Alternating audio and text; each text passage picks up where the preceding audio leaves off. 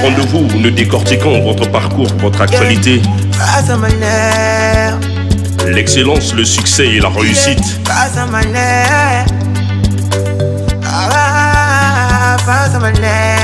Une seule frontière, c'est votre opinion, votre avis.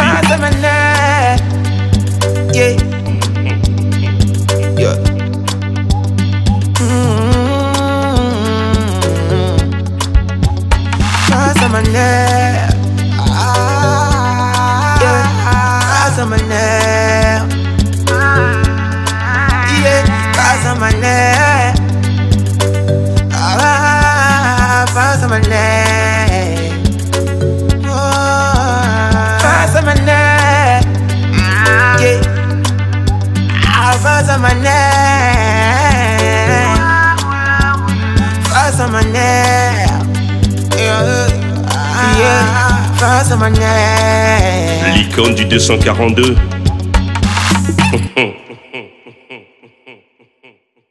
Bonsoir et soyez les bienvenus. C'est toujours un plaisir de vous savoir très nombreux pour suivre ce programme Face à Maner. Nous sommes bel et bien à Kélé, dans le département de la Cuvette Ouest, où nous sommes venus à la rencontre du député élu de la circonscription unique de Kélé, en la personne de Thierry Aubier, pour une interview exclusive à bâton rompu et sans détour. Soyez les bienvenus. Bonjour honorable. Bonjour monsieur le journaliste. Alors merci de nous recevoir chez vous. Nous sommes à Kélé, où vous êtes l'élu. Alors que ressentez-vous lorsque vous êtes à Kélé? Kélé, j'aime bien le dire, hein. C'est mon naturel. Je ne peux ressentir que du plaisir. En même temps, la responsabilité qui pèse sur mes épaules. À Kélé, je ne suis pas que fils. À Kélé, je suis une autorité parlementaire, je suis député. Donc, lorsque je suis à Kélé, je vis à ce double rythme de fils de Kélé et de député de Kélé. Au-delà de tout, je ne ressens que du plaisir. Alors, nous constatons que ce n'est pas vraiment le repos jusqu'à ce matin. Ce n'est pas fatigant, non? Mais, ouais, le repos, on peut le choisir. On peut choisir se reposer. Mais dès lors qu'on a une charge, j'allais dire même que c'est un sacerdoce. Les populations de Kélé m'ont fait porter leur voix à l'hémicycle. C'est à cause de ça, vous n'êtes pas surpris de me voir ici. Je suis à la fois à Brazzaville parce que porteur des messages des populations et ici à Kélé parce que le retour aussi, c'est que je viens rendre compte de ce que le gouvernement fait pour eux ou leur annoncer, n'est-ce pas, les lois qui ont été votées pour leur intérêt, pour le peuple. Quelle est la recette face à toutes ces déliances? Est-ce qu'être député, c'est accepter le fardeau? Non, j'ai parlé plutôt du sacerdoce. Le fardeau, ce serait trop dire parce que... Vous n'aimez pas le mot? Pas tellement parce qu'on a l'impression que c'est une contrainte. Non, je l'ai voulu d'ailleurs, n'est-ce pas? J'ai décidé d'être candidat à la députation. J'ai dit que c'est en même temps un sacerdoce parce que souvent, députés que nous sommes, on n'a peut-être pas les solutions aux problèmes. Et dans nos pays où la démocratie est naissante, il y a une espèce de confusion où on pense que le député est également celui-là qui apporte les solutions. Donc on confond celui qui légifère, qui vote, qui contrôle, à celui qui exécute. Donc l'exécutif est confondu avec, n'est-ce pas, le législatif. Qu'à cela ne tienne, je disais que c'est pas trop fatigant. Pourquoi?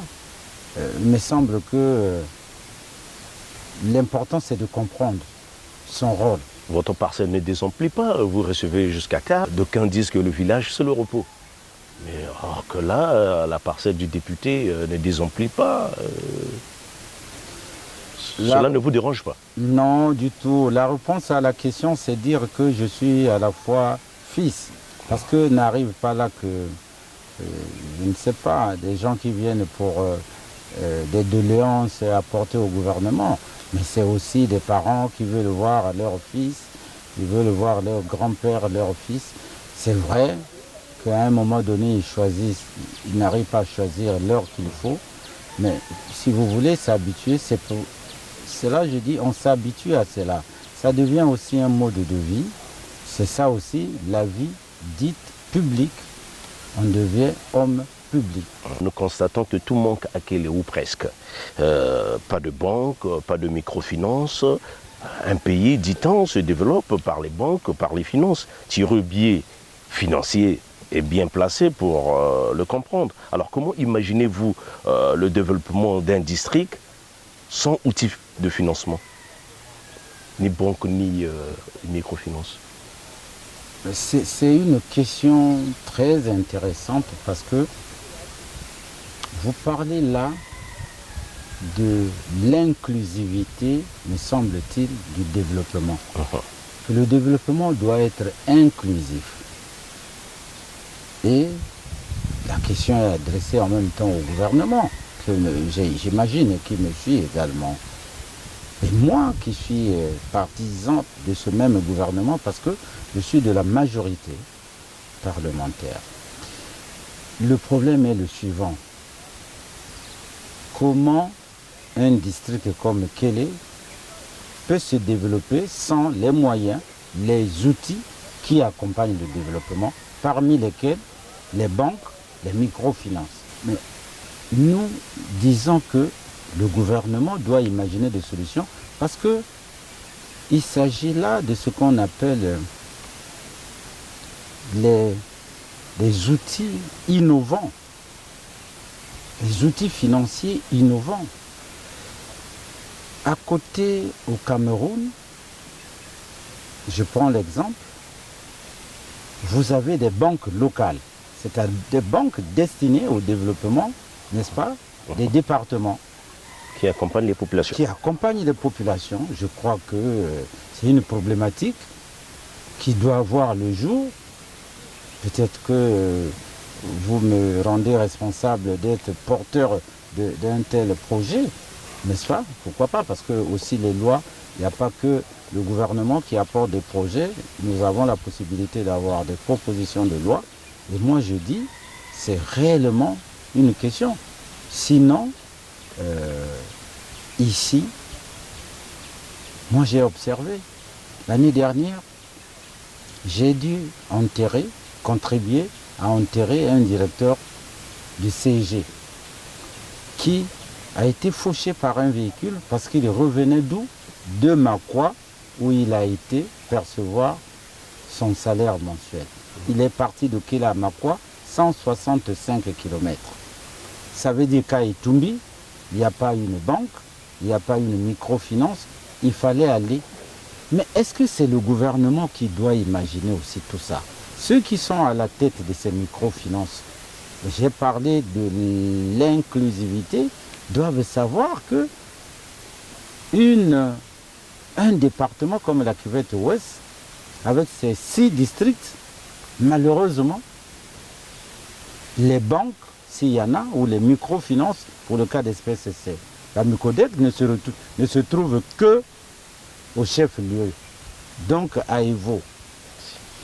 Ça veut dire, vous partez de Mbomo, vous êtes fonctionnaire à Mbomo, vous êtes fonctionnaire à Itumbi, à Mbama, à Okoyo, vous n'avez pas un outil financier qui vous accompagne même dans votre volonté. C'est ça aussi, je dis, c'est un frein.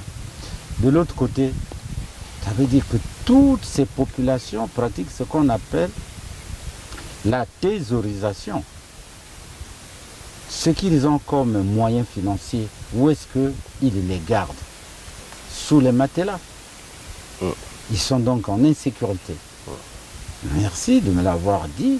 Et moi je le dis avec les mots qu'il faut. Le gouvernement, c'est une question urgente. Mais j'ai parlé des moyens financiers innovants.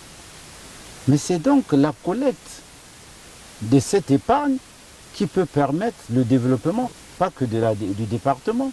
C'est quand même un véritable paradoxe. Vous êtes dans l'une des parties les plus riches du Congo, en parlant du sous-sol bien sûr. Ici, d'aucuns disent que c'est hyper riche en minerais. Nous avions appris que le prix du gramme d'or est à 35 000 francs. Si on peut faire 10 grammes, ça fera 350 000 francs. Et si par grâce, vous faites 1 kilo, vous aviez 1 kilo, c'est 35 millions. 35 10 millions. kilos, 350 millions. Qu'est-ce qu'on peut demander au bon Dieu avec une telle richesse? Qu'est-ce que vous attendez pour agir? Alors, merci. Je disais que, voilà, ce sont des outils nouveaux. Le gouvernement peut se mettre à capter cette épargne. Par quels moyens? Le gouvernement, il y a ce qu'on appelle des institutions gouvernementales qui sont appelées à épargner pour le développement du pays. Et il me semble, vous êtes allé trop loin. Prenez un exemple simple. Lorsqu'il y a un citoyen ici à Kélé qui s'intéresse à ce que j'appelle les moyens innovants, le transfert d'argent par des moyens des téléphones mobiles, imaginez-vous qu'il amasse de l'argent, 1 million, pourquoi pas plus, mais il vous dit je ne peux plus travailler parce que moi je suis en danger. Il faut qu'il court à Makwa pour aller déposer le million qu'il a recueilli. Moi comme vous, on lance là un appel vibrant, n'est-ce pas, à ceux qui ont la charge de la collecte de l'épargne pour le développement de notre pays, qu'il y a ici de l'épargne entre les mains des citoyens qui se mettent en même temps en danger, mais laquelle épargne peut faire développer notre pays. Récemment, on vous a apporté un cas d'une femme qui a été victime d'un cas de braquage de 350 000 francs. À la question pourquoi avoir une telle somme sur soi, il a dit qu'il n'y avait pas d'endroit où mettre son argent. Mais ce sont des exemples qui viennent appuyer le fait que, justement, le gouvernement doit rapidement trouver des solutions, soit par des microfinances. Moi, j'ai vu, pas loin de ma résidence, mon domicile, je crois une microfinance, une épargne, je ne sais pas quoi comme ça, mais qui est tout enfermée. Je me demande pourquoi. Et ce sont des activités qui sont réglementées. On ne peut pas laisser n'importe quel citoyen le faire. Parce que réglementer la question d'épargne, il y a la Banque centrale qui édicte les lois, il y a la Commission bancaire de l'Afrique centrale qui contrôle. Et donc, c'est des questions, excusez-moi encore une fois de plus, oui. Est-ce que vous êtes comme en train de m'ouvrir les yeux, de me dire, mais finalement... est-ce que l'État n'a pas démissionné ici et voire ailleurs? Vous êtes plus tourné, quand je dis vous faites partie de la majorité, et y compris donc quelque part vous êtes avec le gouvernement. Est-ce que vous n'êtes pas que tourné sur le pétrole ou que nous ne produisons pas? Vous faites que, comme d'aucuns disent, ramasser que de l'argent et après vous allez vous dire financier. Ben non, l'État peut-être pas vu sous cet angle-là. Moi, je pense que j'ai parlé de Kélé, j'ai parlé de Toumbi Mbomo, mais il y a dès qu'il y a des microfinances qui se développent peut-être en Kaï, peut-être à l'UTT ou ailleurs. Quelque part, on n'a pas abandonné, n'est-ce pas? Il s'agit d'une volonté, et c'est pour cela que j'ai utilisé le thème que le développement doit être inclusif. Inclusif, pourquoi? Parce que, justement, il ne faut pas qu'il y ait cette espèce de décadence entre les départements. Même s'il y en a, ça ne devait pas être au travers des outils qui doivent être répandus, parce que ces outils sont les outils d'accompagnement. Il faut nécessairement des microfinances. Je dis merci. Peut-être que vous venez là, plus ou moins, de m'ouvrir les yeux. C'est un dossier que je vais rencontrer dans les prochains jours. Un autre secteur, l'honorable, le bois.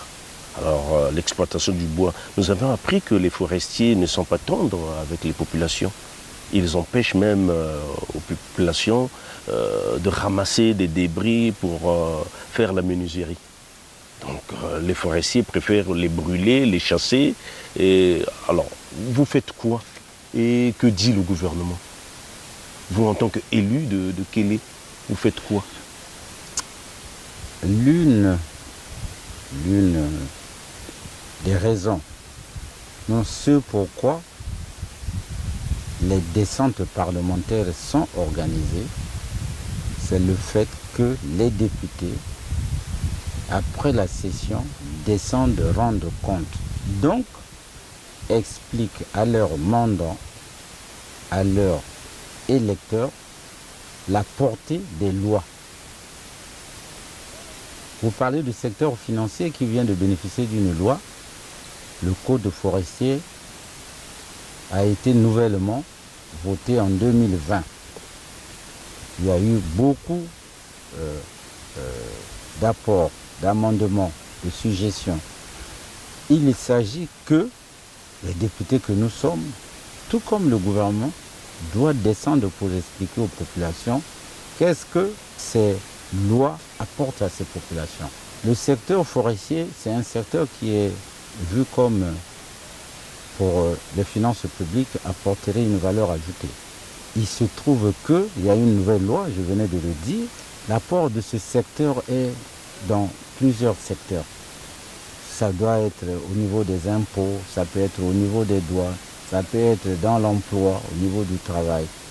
Les populations, pour le cas du district de Kélé, viennent nous voir pour dire que les opérateurs, ceux qui sont en responsabilité des forêts, donc qui ont des agréments de l'État pour couper et sûrement industrialiser le bois, leur empêche de récupérer les rebuts, donc tout ce qu'ils n'ont rien à faire avec, parce que cela va souvent à des fours, ils les engagent les fours et puis ils brûlent. Que de brûler, les jeunes gens disent, nous pouvons le ramasser et aller faire d'autres travaux, soit de construire nos maisons, je ne sais pas si c'est le mot, et les responsables au niveau des sociétés forestières de leur empêcher et que ça leur fait mal, que ce qui leur a empêché est brûlé. Voilà, ils viennent vers nous, et nous prenons langue généralement avec les sociétés forestières, et je pense que c'est des sociétés, comme nous ne cessons de le dire, qui doivent être citoyennes. Une société installée dans un district, soit-il Kélé, doit avoir également, n'est-ce pas, la sociologie de Kélé. Elle doit appartenir aux citoyens de Kélé. La plupart de ces sociétés, les hauts responsables ne sont peut-être pas sur place. Ils vont demander des conduites à tenir, mais nous y tenons, nous accompagnons les sociétés et nous pensons que s'il n'y a pas un danger à ce que ces rebuts soient brûlés, que de donner aux gens, il faut les donner aux gens. Nous en tiendrons informer également le ministre Madame la ministre en charge de la question, n'est-ce pas? Parce que quelquefois aussi, les conflits, c'est le fait de ne pas régler ces petites questions. Parce que si vous allez plus loin, c'est des grandes questions de la forêt, où ils vont vous dire les éléphants menacent nos champs ici. Nous ne gagnons rien. Et si nous les tuons, on nous menace de prison. En compensation, ceux qui sont dans les forêts, qui coupent le bois, nous ne pouvons pas ramasser des rebuts. Mais là, je crois que vous n'allez pas m'en vouloir. Il faut emprunter la voie du dialogue. Il faut une concertation avec, et c'est ce que nous demandons souvent aussi à ces sociétés-là, qu'il faut se concerter pour prendre également la couleur locale. Parlons de cette jeunesse pour laquelle le président de la République parle tous les jours. Il instruit même le gouvernement sur cette jeunesse. Alors, quelles sont vos propositions, vous, en tant qu'élu, vous emmenez au gouvernement pour que la jeunesse de Kélé, de demain, soit encadrée et trouve de l'emploi? Dans un premier temps, aborder, me semble-t-il, une question, si ce n'est pas principale, fondamentale, par exemple, le financement du développement au travers des banques ou des microfinances. Je crois que c'est pour l'intérêt de la jeunesse. Parce que si déjà vous avez des microfinances ici, ces jeunes seraient amenés à entreprendre, à faire des activités qui vont apporter, n'est-ce pas, de l'argent. Tenez, là où nous sommes ici, vous me parlez de projets pour les jeunes. Nous apprenons aux jeunes à faire la pisciculture.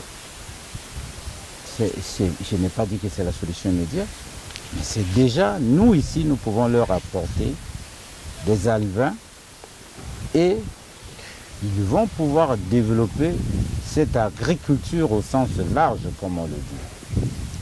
C'est déjà une solution. Les solutions, ce n'est pas toujours le caractère fonctionnaire.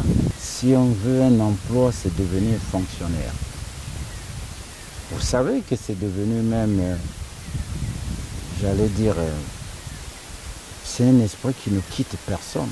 Quand les gens viennent vous demander, même ici dans les étangs, vous dites aux jeunes gens de travailler, ils vous demandent de l'argent, à être payés.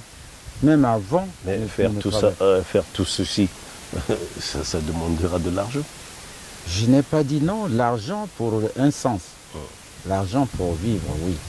Mais moi, je leur explique, excusez-moi, que moi, mon oncle, le petit frère de ma mère, paix à son âme, a été toute sa vie tailleur. Et je l'ai vu former les tailleurs. Il est même l'un des grands formateurs des tailleurs. J'explique que mon oncle ne payait pas ses apprentis.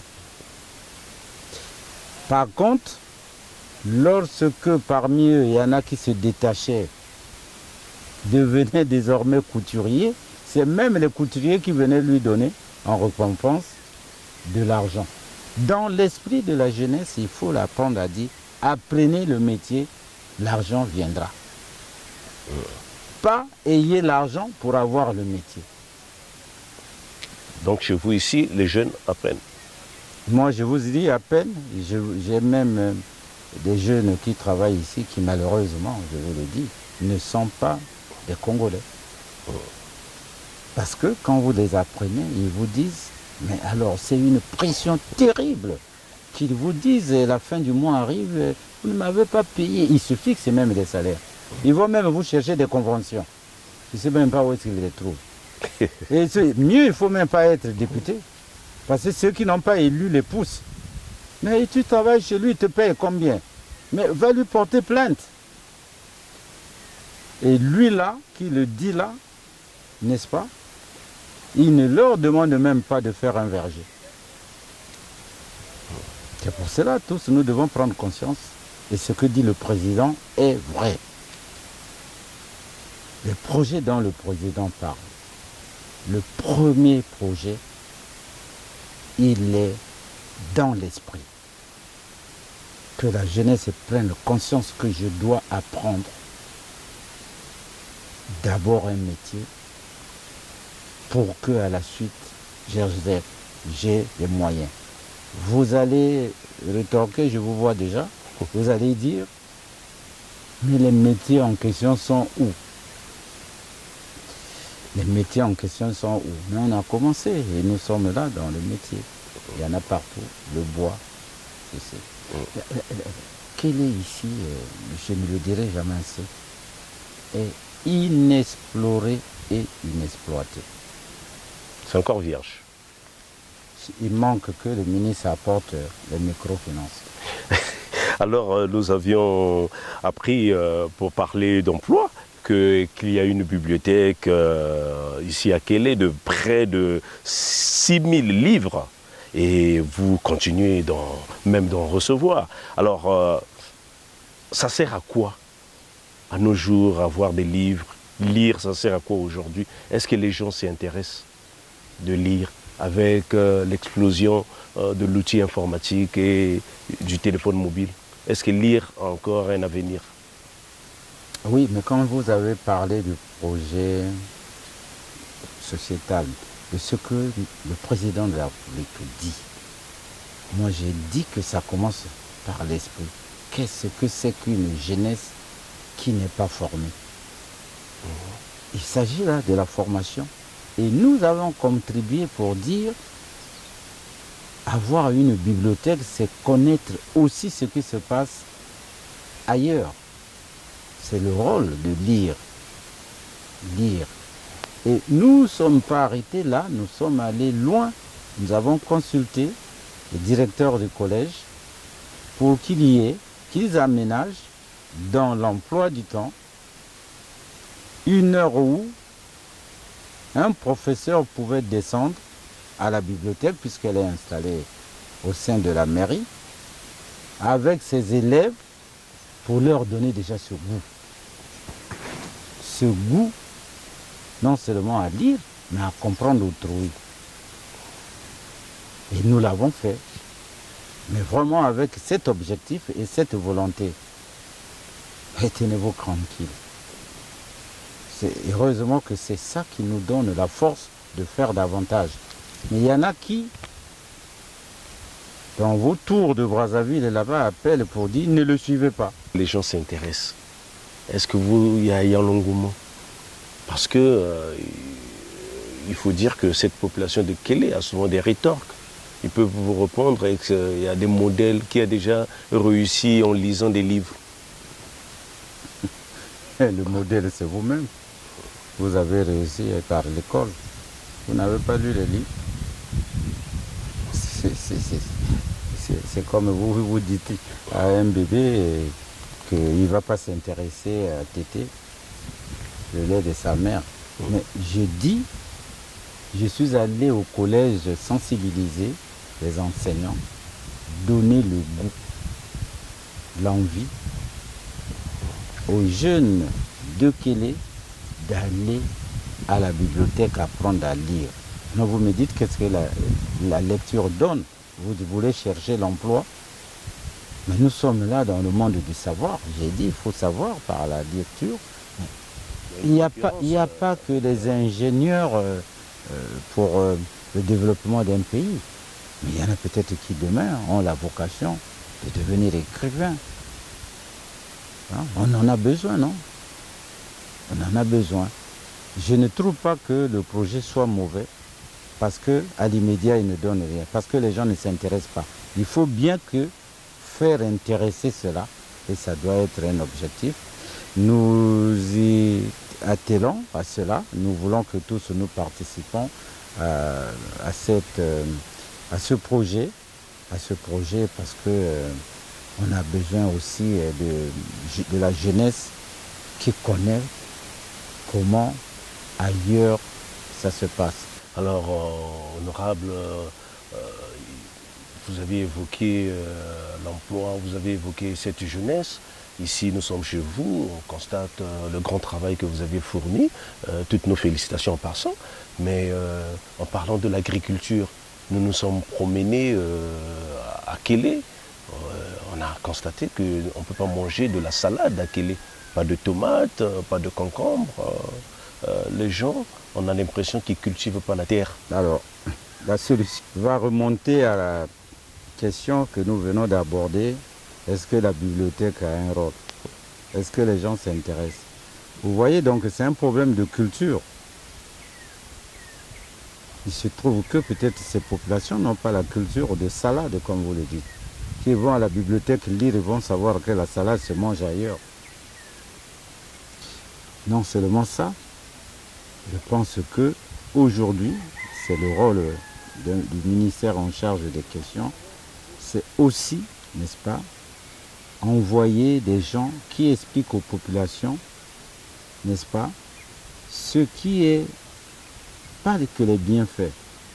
Je ne sais pas si on les appellerait les nutritionnistes ou comment. Vous voyez souvent la jeunesse pour laquelle le président dédie l'année.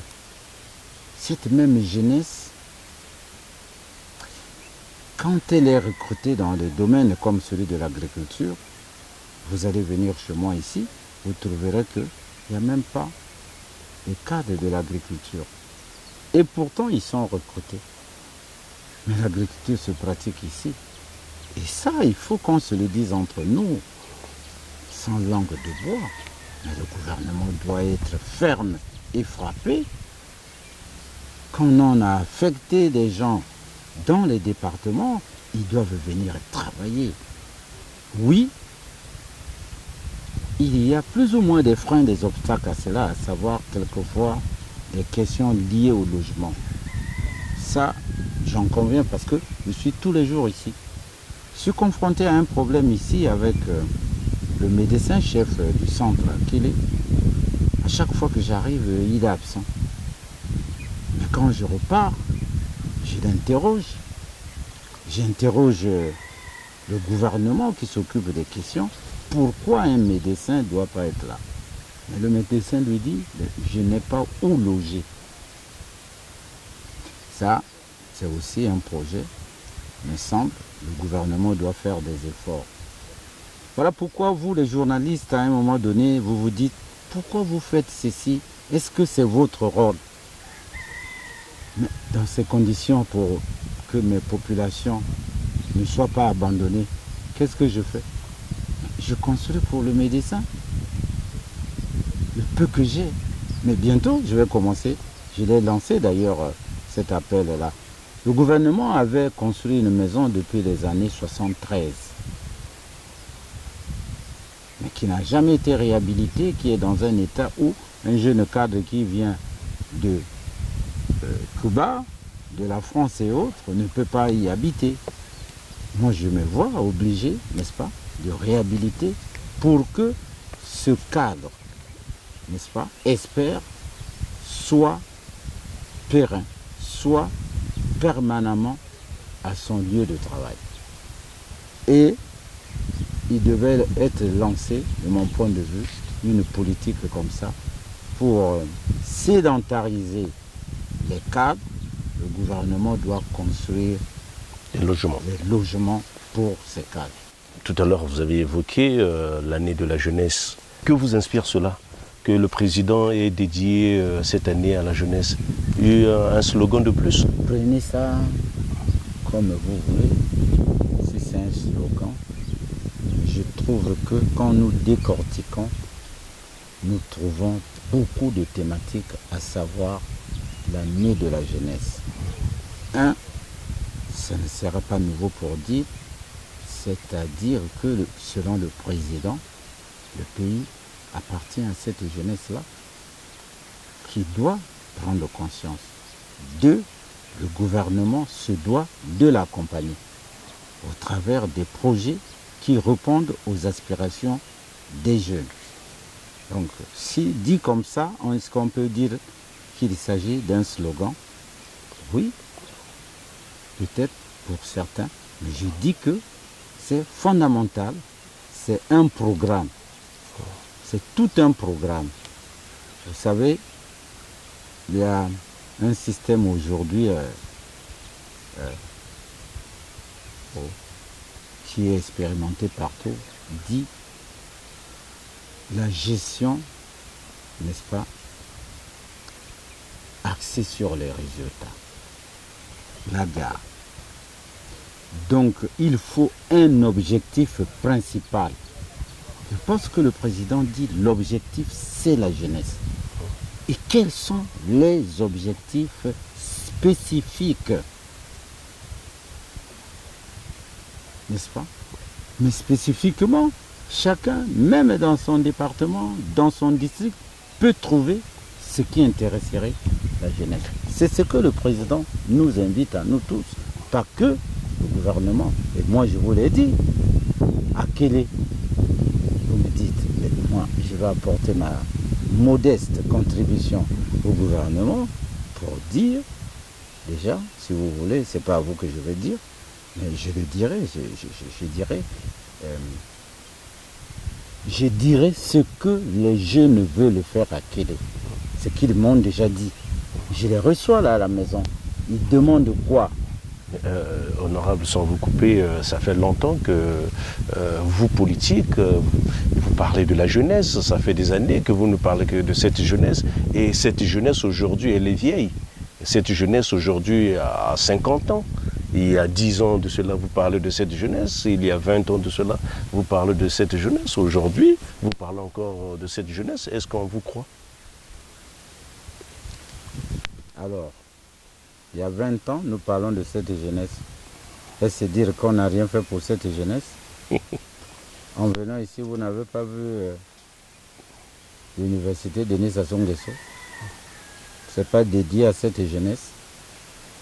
Alors bon, vous m'avez arrêté, sinon la liste est longue. Continuez.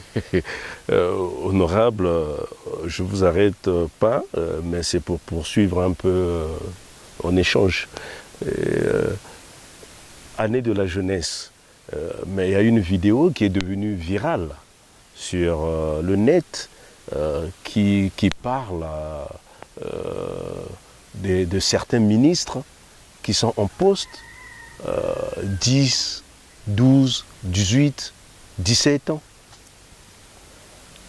Ça fera peut-être rire, mais bon, cette vidéo est devenue virale dans nos téléphones. Ça, c'est vraiment le pouvoir discrétionnaire du chef de l'État. Il ne faut pas aussi que nous pensons que, voilà, moi je ne le suis pas parce que je suis le dernier. C'est vraiment son pouvoir discrétionnaire.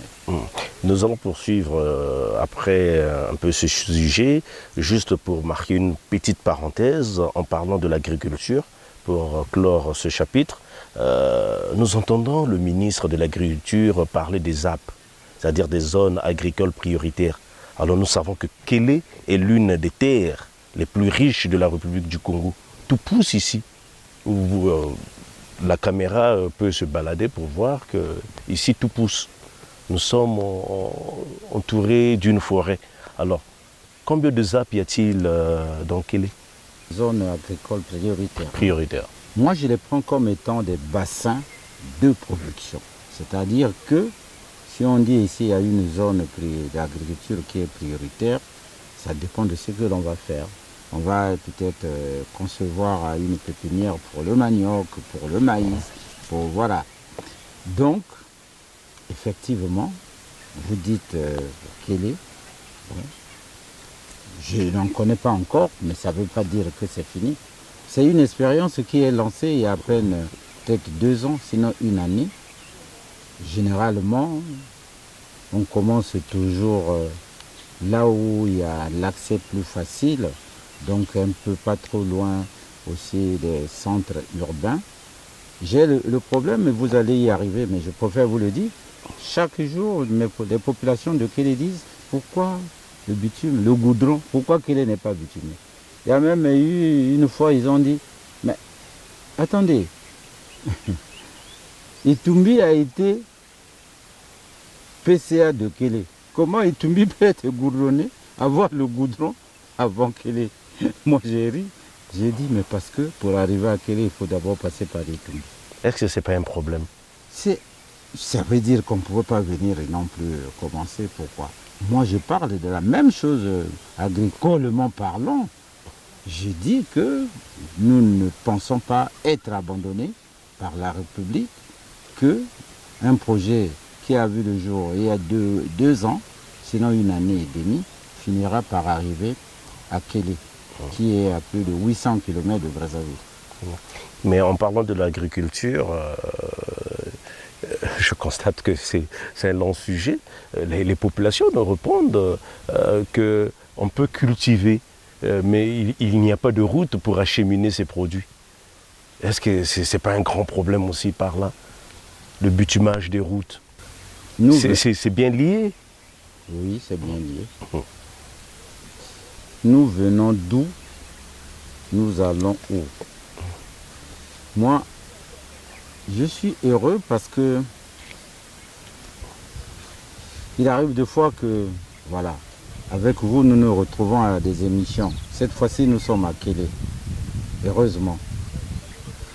Je suis donc d'une jeunesse où on pouvait parcourir tout le district de Kélé. Il y avait cette communication physique. Puis patatras,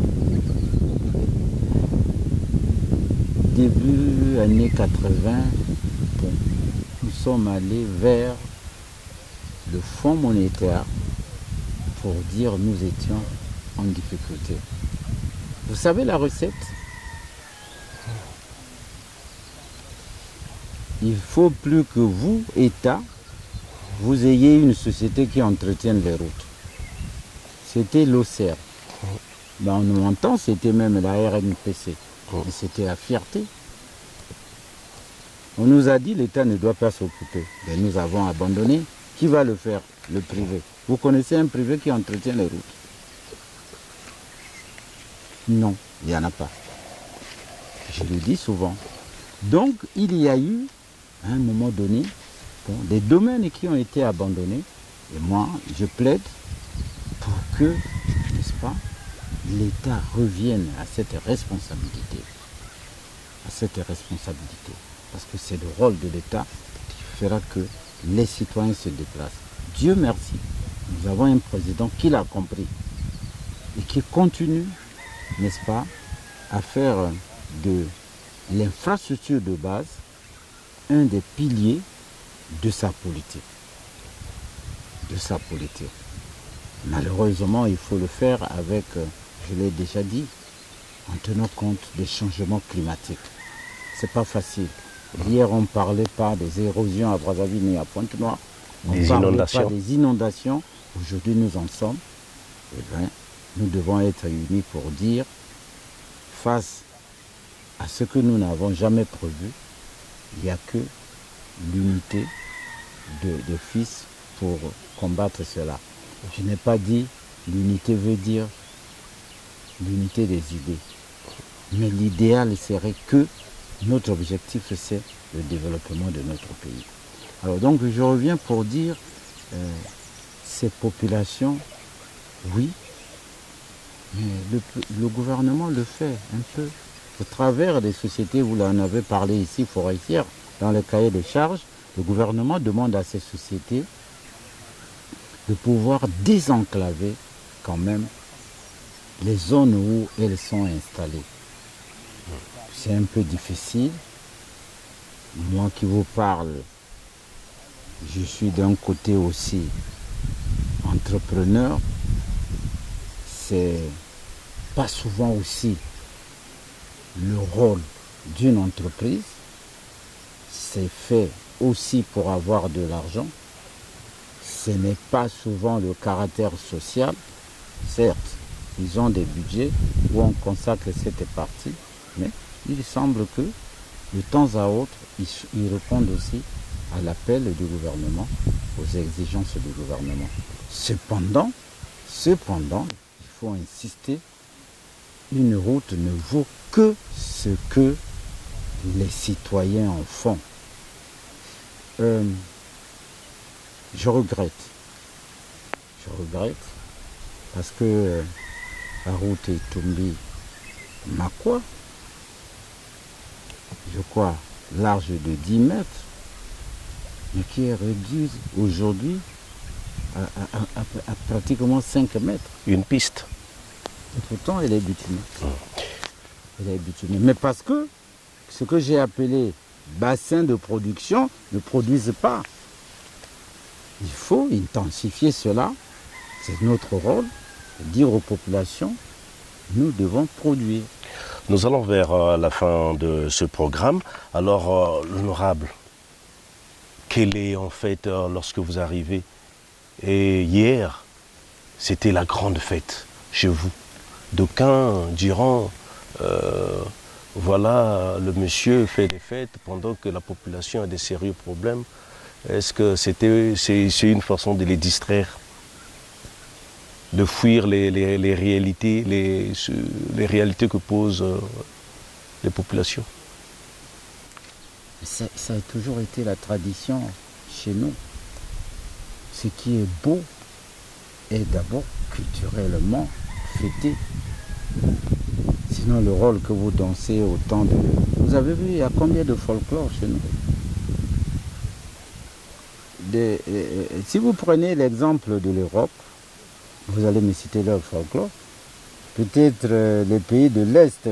Moi, j'ai vu pendant le FESPAM, j'ai vu des gens de Ouzbékistan qui sont arrivés. Je pense que ils sont en regret de penser qu'ils n'ont même pas de folklore.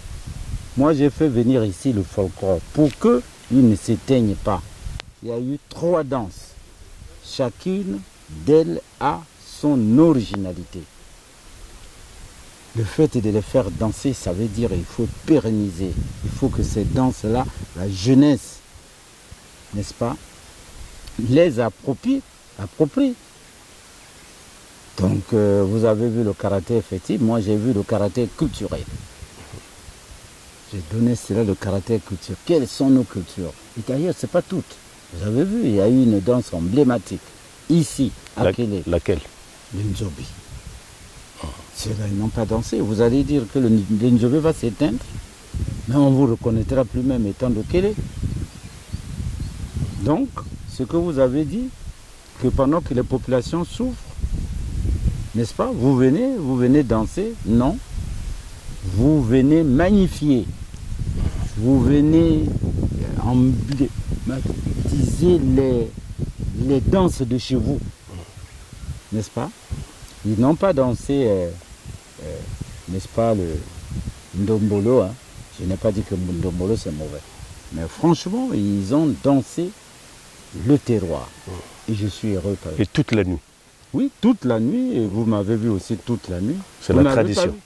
Jusqu'à 5 h du matin. Quelle énergie. J'ai cissé des pas. Ça fait quel plaisir. Donc, non. Vous avez communié. C'était ça aussi. C'était ça. Mais ils étaient les plus heureux. Ils sont venus vers moi pour me dire, honorable député, il nous faut ça davantage. Ne prenez pas ça comme étant la fête. Non. S'il y a une fête, c'est une fête culturelle.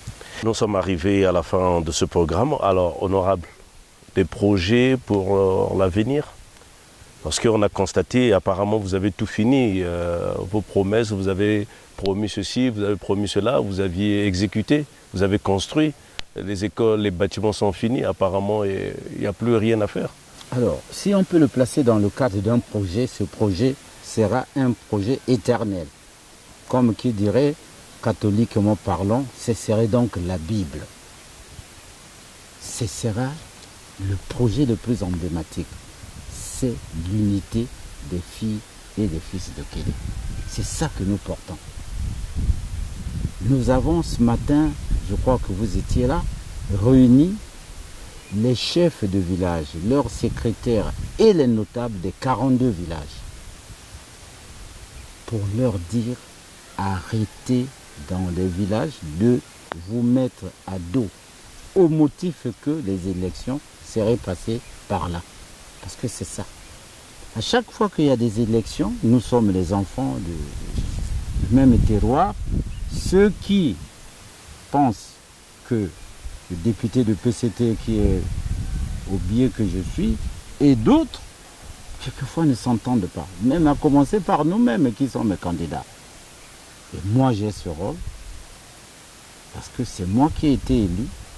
Je viens donc réconcilier ces populations-là entre elles. Si j'ai un projet, c'est le projet de réconciliation, c'est le projet de l'unité de Kélé, parce que sans l'unité, rien ne pourra se faire ici. Et c'est ce que je porte comme projet cette année, parce qu'il y a trop de divisions. Et tout comme je leur ai dit, j'ai dit à ces chefs de village, j'ai dit à ces notables, pourquoi à chaque fois qu'il y a une cérémonie, au cours d'un cérémonial, vous interpellez toujours les anciens, notables et autres, qui pourtant ne sont plus en vie. Pourquoi? Je leur ai rappelé que c'était parce que c'était des gens, des hommes vertueux et des femmes vertueuses. Et que donc, c'est la vertu qui doit nous guider. Nous devons être vertueux. On ne peut pas demander à construire un lycée pour le bien de Kélé. Toi étant de Kélé, tu t'opposes. Sois toi intellectuel comme tu viens de dire. Ça veut dire que tu n'es pas vertueux. Ça veut dire que tu aimes la division. Parce que c'est des projets comme ça qui sont des projets d'unité. Des projets d'union. Et ça, Kélé en souffre, malheureusement. Malheureusement, je suis heureux parce que c'est moi le député et je porterai toujours cette veste-là, cette canne, pour aller jusqu'au bout, que Kélé ne soit jamais divisé, surtout par nous, au motif qu'on a raté les élections. Nous avons déjà ce qui peut nous diviser pourrait être quoi? Peut-être cette précarité, mais il y en a qui tous nous vivons la précarité. Donc, ceux qui sont pauvres, leur force c'est d'être unis et de lutter contre la précarité. Comment vous n'avez rien et puis vous vous divisez. Merci. Voilà, qui voyage grandit, qui voyage découvre. Merci à l'honorable Thierry Aubier pour nous avoir invités en ces lieux et on a visité Kélé. Et comme il a dit, nous allons transmettre et vous allez apprécier les images qu'on a eues ici. Ça a été un bonheur et on a eu ce partage. Voilà, nous sommes arrivés à la fin de ce programme. Ça a été toujours un plaisir d'être aux côtés de l'honorable Thierry Aubier. On se retrouve à la prochaine occasion. Salut.